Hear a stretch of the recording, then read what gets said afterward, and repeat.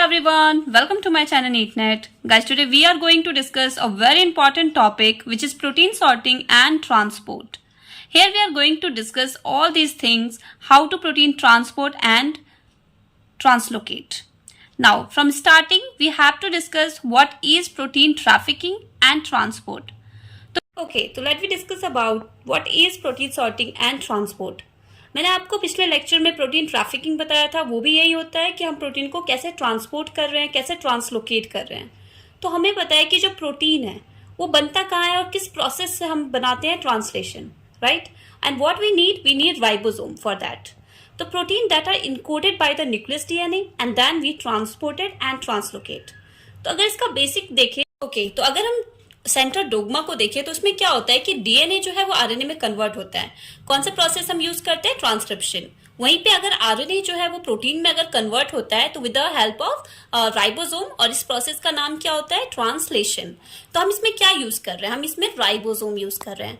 Why we use ribosome, क्योंकि हमने पढ़ा है कि राइबोसोम क्या करता है, प्रोटीन की सिंथेसिस करता है, ठीक है। अब इसमें दो टाइप देखे जाते हैं।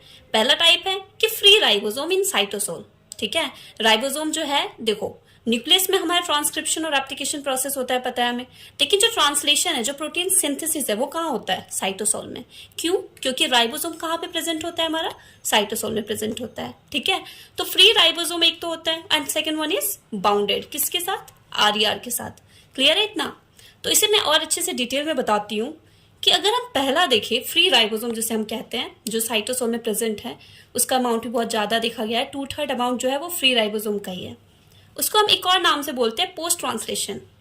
अब आप इसको लिंक करो कि पोस्ट ट्रांसलेशन क्या होता है, कि कोई भी चीज, जैसे कोई भी चीज इन द सेंस की प्रोटीन, हम प्रोटीन की बात कर रहे हैं, तो प्रोटीन जो है उसकी सिंथेसिस हो चुकी है, ठीक है, प्रोटीन बन गया है। और जब प्रोटीन बन गया है उसके बाद हम उसे क्या कर रहे हैं, ट्रांसलोकेट कर रहे हैं। तो ये मैंने आपको यहाँ पे दिखाया है कि यहाँ पे हमारा ये एमआरएनए, ठीक है, एमआरएनए के बाद क्या होगा, प्रोटीन की सिंथेसिस होगी, प्रोटीन बन चुका है, उसके बाद हम इसे न्यूक्लियस में, माइटोकॉन्ड्रिया में, क्लोरोप्लास्ट में, न्यूक्लियस, पेरोक्सिसोम में ट्रांसपोर्ट कर रहे हैं, ट्रांसलोकेट कर रहे हैं। क्लियर है? इस प्रोसेस को क्या बोलते हैं, पोस्ट ट्रांसलेशन। वहीं पे अगर दूसरा प्रोसेस देखें तो उसे हम क्या बोलते हैं, को ट्रांसलेशन। को का मतलब क्या होता है, साथ साथ हो रहा है, ठीक है। ये भी मतलब प्रोटीन की सिंथेसिस तो हो ही रही है, प्लस वो उसी के साथ ट्रांसलोकेट भी कर रहा है। मैंने आपको एक एग्जांपल बताया था कि आपको जब एग्जाम टाइम आता है तो उस टाइम पे हम क्या करते हैं, मॉर्निंग में जब हमें जाना होता है तो हम नाश्ता भी कर रहे होते हैं, हम पढ़ भी रहे होते हैं साथ साथ, राइट। लेकिन और दिन क्या करते हैं, आराम से बैठ के नाश्ता करते हैं, फिर स्कूल जाते हैं, कोई टेंशन नहीं, फिर पढ़ाई करते हैं, सब कुछ अलग अलग अलग करते हैं। लेकिन एग्जाम टाइम में क्या होता है, हम सब कुछ साथ करना चाहते हैं कि ये भी हो जाए, ये भी हो जाए, ठीक है। तो ये प्रोसेस जो है वो कंटिन्यू चलता रहता है। सेम इसमें भी ऐसा ही होता है कि ये प्रोटीन भी बन रहा है और ये ट्रांसलोकेट भी कर रहा है। चलो नाउ एक और इम्पॉर्टेंट बात आती है कि हम यहाँ पे एंडोमेम्ब्रेन का नाम सुनते हैं। What is endomembrane?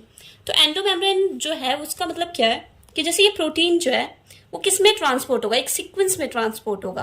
पहले वो ईआर में होगा, ठीक है, उसके बाद गोल्गी में होगा, फिर हमारा लाइसोसोम में, प्लाज्मा मेम्ब्रेन में, ऐसे करके सीक्वेंस में होता है। तो उसको हम क्या बोलते हैं, एंडोमेम्ब्रेन। एक बार हम इसे ऊपर की बुक में देखते हैं। देखो यहाँ पे ओवरव्यू में क्या दे रखा है कि ये तो है हमारा free ribosome in cytosol and the second one is membrane bound ribosome, ठीक है। इसको हम क्या बोलते हैं, पोस्ट ट्रांसलेशन, और ये है हमारा को ट्रांसलेशन। पोस्ट ट्रांसलेशन में क्या है, ये जैसे हमारा एमआरएनए है, एमआरएनए क्या करेगा, प्रोटीन बनाने के लिए प्रोसेस शुरू कर दिया है, ठीक है। तो यहाँ पे ये प्रोसेस कंप्लीट हुआ, प्रोटीन की फोल्डिंग हुई, प्रोटीन डन है, उसके बाद हम उसे क्या कर रहे हैं, ट्रांसपोर्ट कर रहे हैं। लेकिन इसमें देखो, इसमें कॉन्टिन्यू प्रोसेस चल रहा है, ये बन ही रहा है, कंप्लीट भी नहीं हुआ है, एंड हमें इसको क्या करना है, ट्रांसलोकेट भी करना है। तो ये क्लियर है? नाउ अब हमारा जो मेन टॉपिक है जो हम आज करने वाले हैं, को ट्रांसलेशन। हम इसको को ट्रांसलेशन को थोड़ा डिटेल में देखते हैं। तो को ट्रांसलेशन में क्या देखा जाता है, मैंने आपको अभी बताया। को ट्रांसलेशन में हम क्या करते हैं, हम प्रोटीन की सिंथेसिस भी कर रहे हैं और साथ ही साथ हम क्या कर रहे हैं, उसको ट्रांसपोर्ट भी कर रहे हैं। तो ट्रांसपोर्ट कर कैसे रहे हैं हम उसे देखेंगे। तो सबसे पहला क्वेश्चन आता है इसमें माइंड में कि जो को ट्रांसलेशन है, जैसे एमआरएनए सिंथेसिस कर रहा है, ठीक है, एमआरएनए से क्या बनेगा, प्रोटीन। तो हमें इसमें कुछ कुछ चीजें चाहिए जिसके बारे में मैं आपको बता देती हूँ। एक तो है हमारा एसआरपी। एसआरपी क्या होता है, ये हमारा होता है सिग्नल रिकॉग्नाइजेशन प्रोटीन, ठीक है। तो एसआरपी क्या करेगा, जो एसआरपी होता है ना वो बहुत इंपॉर्टेंट है क्योंकि वो सिग्नल को रिकॉग्नाइज कर रहा है। तो यहाँ पे अगर आप देखो, पहला जो स्टेप है ये हमारा एमआरएनए है, ठीक है, ये प्रोटीन बना रहा है, यहाँ से हमारे प्रोटीन की सिंथेसिस हो रही है। इसके पास क्या है, सिग्नल सीक्वेंस है। ये सिग्नल सीक्वेंस बहुत इंपॉर्टेंट है। सिग्नल सीक्वेंस जो होता है ना, वो क्या है, एक हाइड्रोफोबिक पार्ट है।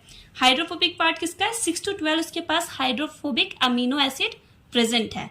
ठीक है, नाउ इसके पास क्या होगा, अब सेकेंड अगर मैं बताऊं, एक बार हम स्ट्रक्चर में ही देख लेते हैं, फिर मैं आपको ये स्टेप बाय स्टेप बता दूंगी। नाउ इसमें क्या हो रहा है कि जैसे ये आप देखो, यहाँ पे एक एसआरपी प्रेजेंट है। ये क्या है, ये एसआरपी जो है हमारा सिग्नल रिकॉग्नाइजेशन पार्टिकल है। इसका क्या रोल है यहाँ पे, अगर एसआरपी अगर हम यहाँ पे बाइंड कर देंगे ना, तो ये जो प्रोसेस है ना ट्रांसलेशन का, वो थोड़ी देर के लिए होल्ड पे चला जाएगा। ठीक है, जो प्रोटीन है, क्योंकि वो हमें क्या करना है, प्रोटीन को ईआर ल्यूमेन में डालना है, तो हम उसको थोड़ी देर रोकेंगे, ठीक है, होल्ड करेंगे, फिर बाद में हम इसे रिज्यूम कर देंगे, लेकिन एट प्रेजेंट हम इसे होल्ड करेंगे। तो ये यहाँ पे आके इसको बाइंड कर देता है। जैसे ही वो यहाँ पे बाइंड होता है तो ट्रांसलेशन क्या होता है, रुक जाता है। ओके, नाउ ट्रांसलेशन अगर रुक गया तो अब क्या होगा, ये इंटरेक्ट करेगा किसके साथ, ये क्या है, ये ट्रांसलोकोन है। ट्रांसलोकोन क्या करता है, ये पास करवाने में हेल्प करता है। नॉर्मली वो क्लोज होता है, ठीक है, लेकिन जब ये इसके साथ बाइंड अप करता है ना, जब इसका इंटरेक्शन देखा जाता है, तब ये जो ट्रांसलोकोन है ये क्या हो जाएगा, ओपन हो जाएगा। ये देखो ट्रांसलोकोन जो है वो क्या हो गया, ओपन हो गया। प्लस एक और चीज बताती हूँ कि यहाँ पे हमारे पास रिसेप्टर है, एसआरपी रिसेप्टर है, और हमें पता है कि सेल सिग्नलिंग में हमने पढ़ा है किसी भी चीज का रिसेप्टर प्रेजेंट है वो चीज वहीं पे बाइंड करेगा। ठीक है, तो यहाँ पे एसआरपी रिसेप्टर है, तो एसआरपी सिग्नलिंग जो हो रही है वो यहाँ पे आके बाइंड करेगा। जैसे ही वो बाइंड करेगा तो यहाँ पे क्या होगा, ये जो है चैनल जो है या फिर ट्रांसलोकोन जो है वो ओपन हो जाएगा। ठीक है, जैसे ही वो ओपन हुआ, एसआरपी का काम हो गया। एसआरपी क्या करेगा, रिटर्न, ठीक है, वो चला गया बैक। तो जैसे ही एसआरपी हटेगा तो हमारा ट्रांसलेशन फिर से बिगिन हो जाएगा। ठीक है, वो प्रोसेस क्या हो गया, कंटिन्यू हो गया। नाउ प्रोटीन जो है वो अंदर ल्यूमेन में आ जाएगा, और जैसे ही वो ल्यूमेन में आता है वो क्या करेगा, फोल्ड कर जाएगा। ठीक है, वो फोल्डिंग हो जाएगी उसकी, और फोल्डिंग होने के बाद जो हमारे पास राइबोसोम है उसको भी हम RRF फैक्टर यूज करते हैं, वो उसकी हेल्प से ये हम इसको हटा देते हैं।